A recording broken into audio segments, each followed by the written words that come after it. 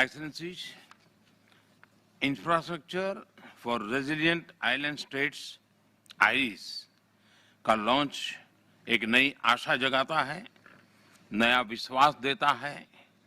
ये सबसे वनरेबल देशों के लिए कुछ करने का संतोष देता है।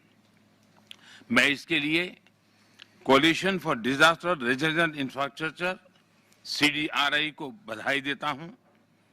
इस महत्वपूर्ण मंच पर मैं ऑस्ट्रेलिया और यूके समेत सभी सहयोगी देशों और विशेषकर मॉरिशस और जमैका समेत छोटे द्वीप समूहों के लीडर्स का स्वागत करता हूं, उन्हें हार्दिक धन्यवाद देता हूं।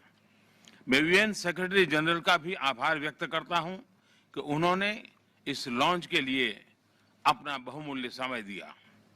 एक्सेलेंसीज, पिछले कुछ दशकों ने सिद्ध किया है कि क्लाइमेट चेंज के प्रकोप से कोई भी अछूता नहीं है, चाहे वो विकसित देश हो या फिर प्राकृतिक संसाधनों से धनी देश हो, सभी के लिए ये बहुत बड़ा खतरा है। लेकिन इसमें भी क्लाइमेट चेंज से सबसे अधिक खतरा small island developing states (SEEDS) को है।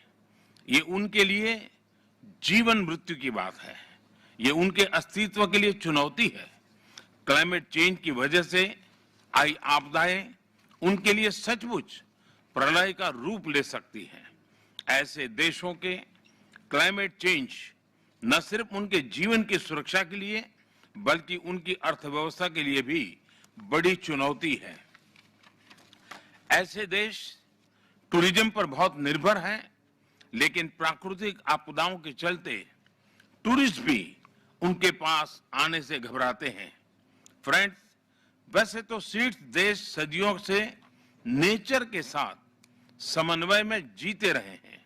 वे प्रकृति के स्वाभाविक साइकिल के साथ एडेप्ट करना जानते हैं, लेकिन पिछले कई दशकों में हुई स्वार्थपूर्ण व्यवहार की वजह से प्रकृति का जो अस्वाभाविक रूप सामने आया है, उसका परिणाम आज निर्दोष स्मॉल आइलैंड स्टेट्स झेल रहे हैं।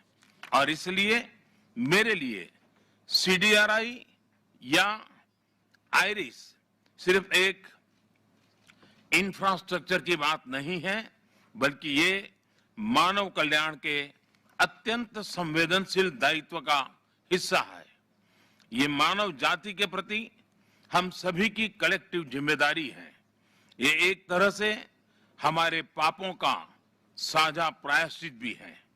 फ्रेंड्स, CDRI किसी सेमिनार से निकली कल्पना नहीं है, बल्कि CDRI का जन्म बरसों के मंथन और अनुभव का परिणाम है।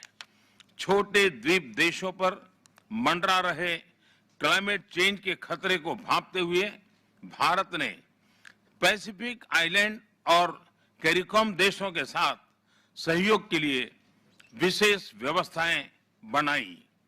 हमने उनके नागरिकों को सोलर तकनीकों में ट्रेन किया, वहां इंफ्रास्ट्रक्चर के विकास के लिए निरंतर योगदान दिया।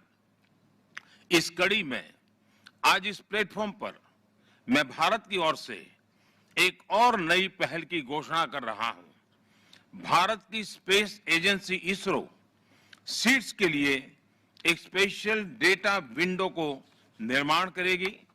इससे SEEDS को सैटेलाइट के माध्यम से cyclone, coral reef monitoring, coastline monitoring आदि के बारे में टाइमली जानकारी मिलती रहेगी।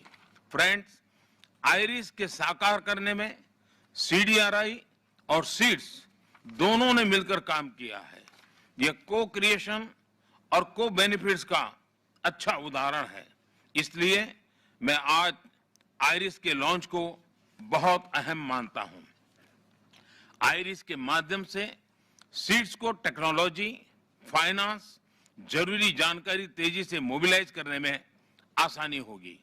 स्मॉल आइलैंड स्टेट्स के क्वालिटी इंफ्रास्ट्रक्चर को प्रोत्साहन मिलने से वहां जीवन और आजीविका दोनों को लाभ मिलेगा।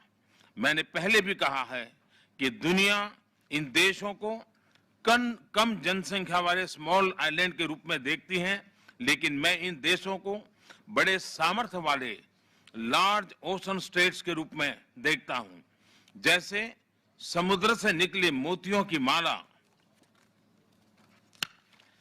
सबकी शोभा बढ़ाती है, वैसे ही समुद्र से घिरे सीड्स विश्व की भी शोभा बढ़ाते हैं। मैं आपको विश्वास दिलाता हूं कि भारत इस नई परियोजना को पूरा सहयोग देगा और इसकी सफलता के लिए सीडीआरआई अन्य पार्टनर देशों और संयुक्त राष्ट्र के साथ मिलकर काम करेगा। सीडीआरआई और सभी छोटे द्वीप समूहों को इस नई पहल के लिए फिर से बधाई